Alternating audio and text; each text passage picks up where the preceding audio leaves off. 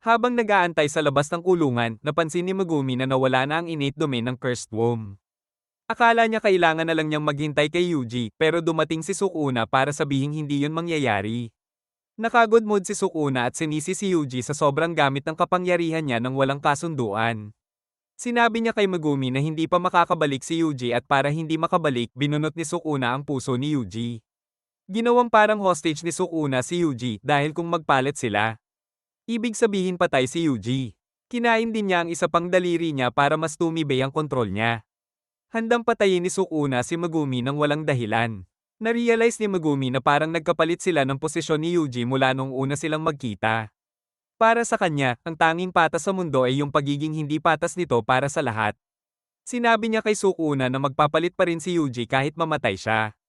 Pero sabi ni Sukuna, duwag si Yuji at umiiyak lang siya sa loob habang lumalaban sa special grade. Hindi pinansin ni Megumi at napansin niyang marunong si Sukuna gumamit ng reverse curse technique. Plano niyang lumaban, iniisip na dahil walang puso si Sukuna, mapipilitan itong maghilom. Tinawag ni Megumi si No at lumaban ng malapitan. Nilalaro lang siya ni Sukuna hanggang gamitin ni Megumi si Orochi para itaas siya at paulit-ulit na tamaan ni No. Pero winasak ni Sukuna si Great Serpent at ginamit ang espasyo para ihagis-hagis si Megumi gamit lakas at bilis. Kahit walang jujutsu, lamado pa rin siya. Pinakawalan ni Megumi si No. Napansin ni Sukuna kung paano gumagana ang teknik ni Megumi at parang humanga pa. Tinanong niya kung bakit tatakbo lang si Megumi at sasayangin ang talento niya imbes na lumaban sa Cursed Womb. Naalala ni Megumi ang ate niya na unfair na na-curse kahit mabuting tao at kung paano sila iniwan ng tatay niya. Hindi siya naniniwala sa karma at para sa kanya, halos walang totoong katarungan. Kaya pipili lang siya ng mga tao na ililigtas base sa sariling paniniwala. Niligtas niya si Yuji kasi ayaw niyang mamatay ang mabuting tao. Para sa kanya, ayos lang yun kasi sorcerer siya, hindi bayani. Bumalik sa katawan si Yuji habang naririnig si Megumi na hindi siya nagsisisi sa pagliligtas sa kanya. Nauubusan na ng oras, bumigay na si Yuji sa sugat niya at sinabing mabuhay ng matagal ang mga kaibigan niya. Sa Tokyo, may 4 na misteryosong tao na naglalakad sa gitna ng crowd. Pinag-uusapan nila kung bakit ginamit ng sorcerer sa kanila ang Sukuna finger para subukan ng lakas ni Sukuna. Pumasok sila sa cafe kung saan tao lang ang nakikita sa kanila ng iba.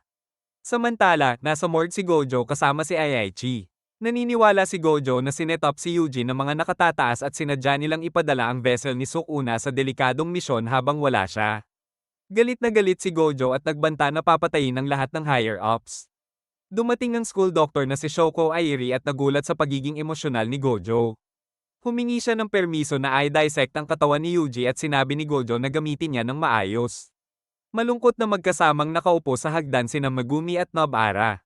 Kunwari hindi sila affected kasi hindi pa matagal ang pagkakaibigan nila kay Yuji, pero halata na lungkot sila. Dumating ang mga second-year students. Tinanong ni Maki kung bakit malungkot sila pero sinabi ni Panda na namatay ang kaklase nila. Ito ang unang pagkakakilala ni Nobara sa mga senpai nila, si Maki Zenen, Toge Inumaki, at Panda. Binanggit din ni Megumi si Yuta Okuso pero nasa abroad. Humingi ng pasensya si Panda sa pagiging brusko ni Maki at inimbitahan sila sa Kyoto Sister School Goodwill event. Dahil suspended ang third year, kailangan ng Tokyo High ng dagdag na player. Pinaliwanag ng second years na ito ay yearly battle sa pagitan ng mga sorcerer schools. Sumasabay ito sa panahong kaunti ang incidents. Pumayag ang first years para lumakas sila para kay Yuji. Samantala, sa meeting ng sorcerer at cursed spirits, sinabi ng mga curse na gusto nilang gawing tunay na hari sa mundo ang lahi nila at agawin ang pwesto ng tao. Para makipagdigma, kailangan nilang gawing walang laban si Satoru Gojo at gawing kakampi si Sukuna. Iniisip ng mga curse na patay na si Yuji pero hindi sigurado ang sorcerer. Sa loob ng kaluluwa ni Yuji, nakatayo si Sukuna, nakatingin pababa sa kanya. Akala ng lahat patay na si Yuji, pero sa loob ng katawan niya, buhay pa isip niya sa innate domain ni Sukuna. Masaya sa sarili, nakaupo si Sukuna sa bundok ng bungo at sinabihan si Yuji na huwag siyang titanggalan ng walang permiso. Naiinis, sagot ni Yuji na bumaba na lang si Sukuna para siya naman ang makatingala pababa. Ramdam ni Sukuna na may sama ng loob si Yuji, syempre kasi halos siya na ang pumatay dito. Akala ni Yuji na nasa afterlife sila at determinado siyang gantihan si Sukuna. Sinugod ni Yuji si Sukuna pero mabilis siyang natalo. Pinaliwanag ni Sukuna na hindi ito afterlife kundi parang suspended mode lang sa utak niya. Gusto niyang makipag-deal kay Yuji para ayusin puso niya, kapalit ng dalawang kondisyon. Una, pwede niyang gamitin katawan ni Yuji ng 1 minuto kapag sinabi niya ang isang susi na salita, at pangalawa, makakalimutan ni Yuji ang usapang to. Tumanggi si Yuji na ipagamit ulit katawan niya, pero nangako si Sukuna na hindi siya mananakit sa loob ng 1 minuto. Hindi pa rin naniniwala si Yuji. Sabi ni Sukuna, kapag may binding vow sa Jujutsu, bawal itong basagin o may parusa. Ganito kasi nangyari, ginamit ni Yuji ang power ni Sukuna nang walang binding vow at ayaw naman ng sumpa. Ayaw pa rin ni Yuji at sinuntok siya, gusto niyang buhayin siya nang walang kapalit. Nagkasundo silang magduelo hanggang mamatay para magkaalaman, pero biglang biniyak ni Sukuna sa gitna ang ulo ni Yuji. Samantala, galit pa rin si Gojo sa nangyari kay Yuji at naglabas ng sama ng loob kay Aichi. Alam ni Gojo na mayabang siya at hindi siya teacher type, pero para baguhin ang bulok na sistema ng Jujutsu, kailangan niyang magpalaki ng mga sorcerer na pareho sa ideals niya. Gusto rin niyang mag-train ng malalakas sa kaalyado para labanan ang mga sumpa sa future. Naniniwala siyang sina Okuso at Hakari ay may potensyal na kasing lakas niya. Isa si Yuji sa may potensyal kaya ramdam niya ang pagkawala nito. Habang naghahanda si Shoko na i-dissect ang katawan ni Yuji, bigla itong nabuhay ulit. Natuwa si Gojo at nag-high five sila. Sinabihan niya si Shoko na itago muna sa record sa buhay si Yuji para walang umatake ulit sa kanya. Plano niyang i-train si Yuji ng pribado para ready sa Goodwill event. Sa isang diner, kasama ni Suguro Geto ang mga cursed spirits. Ramdam ng isang waiter ang peligro nila. Tinanong ni Jago kung anong mangyayari kung sabay-sabay silang umatake kay Gojo. Sabi ni Geto, malamang mabubuhay si Gojo at baka kaya pa silang lahat patumbahin. Imbes na ganun, nirekomenda niya ang special grade cursed object, Prison Realm. Na-excite si Jago at uminit ang paligid. Naramdaman ng waiter ang panganib at nag-resign on the spot. Lumapit ang boss sa order ni Geto pero biglang nasunog at namatay. Sa ilang segundo lang, lahat ng tao sa diner ay nagliyab. Sabi ni Jago, kukunin niya ang Prison Realm at papatayin si Gojo. Sa ibang lugar, bumisita si Megumi sa nanay ni Tadashi para humingi ng tawad na hindi niya nailigtas ito. Binigay niya ang name tag para may closure.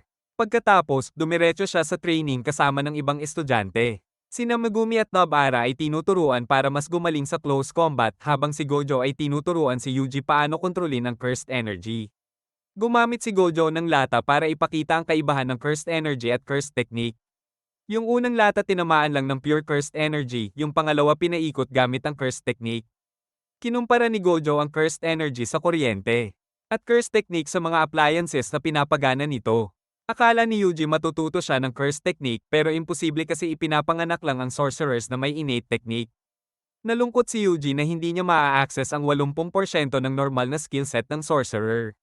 Plano ni Gojo na gawing Jujutsu style ang laban ni Yuji sa pamamagitan ng pagpapadaloy ng cursed energy sa kamao niya. Akala ni Yuji na gawa na niya ito dati pero hindi niya mailabas ngayon. Pinaliwanag ni Gojo na kailangan kontrolin ng sorcerers ang negative emotions para hindi masayang energy. Para matuto si Yuji, papanoorin niya ng movies habang pinapadaluyan ng cursed energy ang isang doll ng principal. Kapag hindi niya napuno ng energy, aatakihin siya nito. Habang nanunood, nai-distract si Yuji sa pag-inom ng soda kaya sinuntok siya ng doll. Sabi ni Gojo, mag-focus siya, tapos umalis para makipagkita sa Kyoto Jujutsu High Principal. Bago umalis, tinanong ni Gojo kung nakausap ba niya si Sukuna pero hindi maalala ni Yuji. Habang minamaneho siya ni Aichi papuntang Kyoto, maaga pa dapat sila pero biglang may naramdaman si Gojo na kakaiba. Bumaba siya sa gitna ng kalsada at pinaalis si Aichi mag-isa. Bumagsak bigla si Jago malapit sa kanya. Nagtanong si Gojo kung sino itong umatake sa kanya. Pero biglang nag-volcano mode si Jago at sumabog ng magma mula sa likod. Akala ni Jago, tapos na ang laban, pero tumayo lang si Gojo at pinunasan ng abo at lava sa kanyang force field. Nagulat si Gojo kasi marunong magsalita ng maayos si Jago at napansin niya na mas malakas pa ang cursed energy nito kaysa kay Sukuna sa kasalukuyan, ibig sabihin special grade ito. Sabi niya, bawal na basta-basta dumami ang special grade kasi nawawala yung meaning ng rank. Sabi naman ni Jago, parang nanghihina si Gojo. Pero sagot ni Gojo, mas nagiging exciting pa lang. Pinili ni Jago yung lugar na walang tao para walang backup si Gojo. Nilabas niya yung ember insects pero napahinto agad ni Gojo. Sumabog yung mga insekto gamit tunog pero nakaiwas si Gojo. Sunod-sunod na sumugod si Jago gamit apoy pero wala ring epekto. Nagtaka si Jago at tinanong kung anong nangyayari. Pinahawak ni Gojo sa kanya yung infinity sa pagitan nila at hindi sila magkadikit kahit anong push. Tinukso ni Gojo si Jago bago siya paulit-ulit suntukin gamit Jujutsu. Tapos tinapos ng curse technique reversal, red. Lumipad si Jago papunta sa gubat, sinundan pa rin siya ni Gojo at binugbog bago siya sipin sa lawa. Doon na-realize ni Jago na tama si Geto, mamamatay talaga siya kung susubukan niyang patayin si Gojo. Biglang nawala si Gojo para kunin si Yuji. Dinala niya ito para turuan tungkol sa ultimate laban ng Jujutsu, domain expansion. Na-teleport si Yuji sa kinaroroonan ni Jago. Akala ni Jago, ang bobo ni Gojo kasi nagdala ng makakahadlang, pero sabi ni Gojo, mahina siya para makaapekto.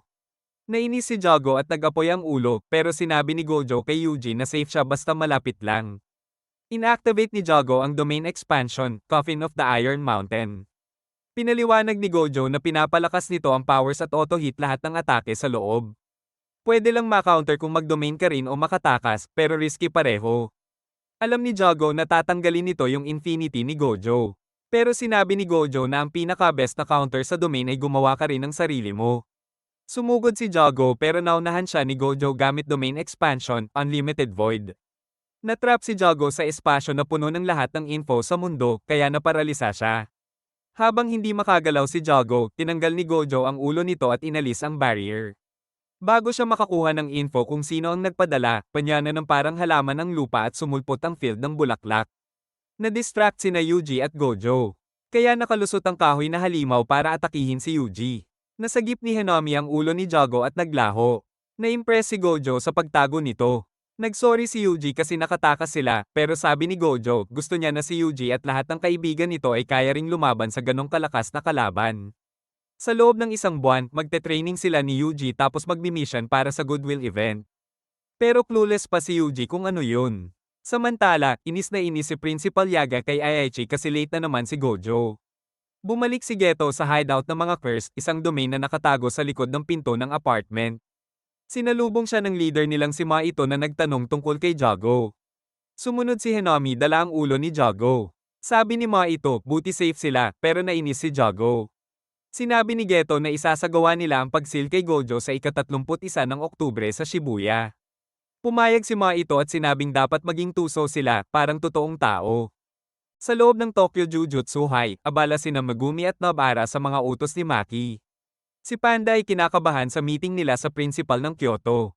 Hindi iniisip ni Maki na gagawa ng kalokohan ng principal sa kalagitnaan ng araw, pero hindi yun ang inaalala ni Panda. Malamang may kasama siyang estudyante at mahilig pa namang mang-asar ang mga yun. Dumating sina Aoi Todo at Mai Zenen para harapin sina Megumi at Nobara. Kasama nila ang principal at sinabi ni Mai na check lang daw nila ang kalagayan ng mga ito mula nang mamatay ang kaklase nila.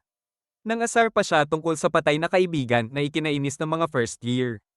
Si Aoi, wala talagang pake at sinabi lang na gusto lang niyang makita kung entertaining ba ang kapalit ni Yuta Okoso. Tinanong niya si Megumi kung anong type niya sa babae, at depende sa sagot, babanatan daw niya ito. Sinabi niya na type niya ay matangkad at may malaking puwet. Ayaw naman ni Megumi pag-usapan yun lalo't kakakilala lang, at dagdag ni Nobara, mahirap sa isang anti-social gaya niya. Para kay Aoi, ang type mo sa babae, nagsasabi na kung anong klaseng tao ka. Kung boring taste mo, boring ka rin, at ayaw niya sa boring. Excited siya sa Goodwill event at ayaw niyang maging corny ito. Pilit siyang humihingi ng sagot kay Megumi, kaya sinabi nito na gusto lang niya ay matatag ang ugali ng magiging partner. Hindi natuwa si Aoi sa sagot at tinawag siyang boring, sabay banat ng suntok. Gustong tumulong ni Nobara pero niyakap siya mula sa likod ni Mai. Sinabi ni Mai na walang laban si Megumi. At sinabi ni Nobara na mas hindi siya kaakit-akit kaysa sa kapatid niya na ikinainis ni Mai. Nabugbog si Megumi sa labas at sinabing inapakan niya ang kabaitan ni Aoi. Nakilala ni Megumi ang pangalan nito bilang exorcist na mag-isa tumapos sa lahat ng cursed spirits sa Shinjuku to Kyoto Nightline of 100 Demons. May balita na hindi pa nga daw gumamit ng innate technique si Aoi sa pagtalo ng 5 grade 1 at isang special grade curse, pero tinama niya ito at sinabing ginamit niya laban sa special grade. Pinagsama ni Megumi ang No at Toad para lumikha ng lumilipad na palaka mula sa bottomless well technique. Pero kahit ganun, tuloy ang pambubugbog ni Aoi gamit lang brute force. Medyo napatigil siya pero sa huli, sina Panda at Toge ang sumagip kay Megumi. Umalis si Aoi pero nag-iwan ng mensahe para sa mga dating kaklase ni Yuta. Samantala, natamba si Nobara matapos barilin ni Mai. Sinabihan siya na dapat piliin ang laban. Dumating si Maki at nag-away silang magkapatid kung sino ang mas walang silbi. Biglang bumangon si Nobara at nakipagsabunutan kay Mai gamit si Maki bilang distraction. Hiningi niya ang summer uniform ni Mai pero dumating si Aoi para kunin ito at umalis. Kailangan niya ng magmadali para makita ang idol niyang si Takode-chan. Paalis na sila nang mag-iwan si Mai ng inis na mensahe kay Nobara. Naglakad palayo sina Nobara at Maki habang pinag-uusapan na hindi kaya ni Maki gumamit ng Cursed Energy kaya Cursed Tools ang gamit niya. Tinanong ni Nobara kung bakit gusto niyang maging sorcerer at sinabi ni Maki na gusto niyang ipamukha sa pamilya niya na mali sila sa pangmamaliit sa kanya. Sa ibang lugar, dumating si Satoru Gojo para makipag-meeting kay Principal Gakuganji. Niloko niya si Aichi para bigyan ng maling schedule si Yaga at magkaoras sila mag-usap. Iniisip ni Gojo na si Gakuganji ang utak ng mga Jujutsu conservatives na nagpatamba kay Yuji. Wala siyang respeto dito, kaya pinaalalahanan siya ng estudyanteng si Kasumi Miwa na magpakabait kahit fan siya ni Gojo. Sinabi ni Gojo na ang mga unregistered special grade curses at mga estudyanteng may malupit na potensyal ay lalampas sa status at tradisyon ng lumang Jujutsu world. Darating daw ang panahon na mas mataas pa sa special grade at lalaban sila para burahin ang luma nilang sistema. Naiinis si Gakuganji kaya umalis si Gojo matapos sabihing darating si Yaga makalipas pa ang 2 oras. Humingi si Gakuganji ng tsaa kay Miwa pero tumakbo ito para magpa-picture kay Gojo. Sa parehong oras, nakilala ni Aoi ang idol niya sa meet and greet. Isang buwan nang lumipas, 3 sobra ng mutated na bangkay ang natagpuan sa Kineme Cinema Movie Theater. Lumakad palayo si Ma ito mula sa eksena pero napansin siya ng isang lalaking nakakakita sa kanya. Pinapante sina Yuji Itadori at isa pang sorcerer para imbestigahan ang misteryosong insidente. Sa huli, nakakuha si Miwa ng selfie niya kasama si Gojo, masayang nagpasalamat at bumalik kay Gakuganji. Pero pinaalalahanan siya ng principal na nakalimutan niyang bilhan siya ng tsaa.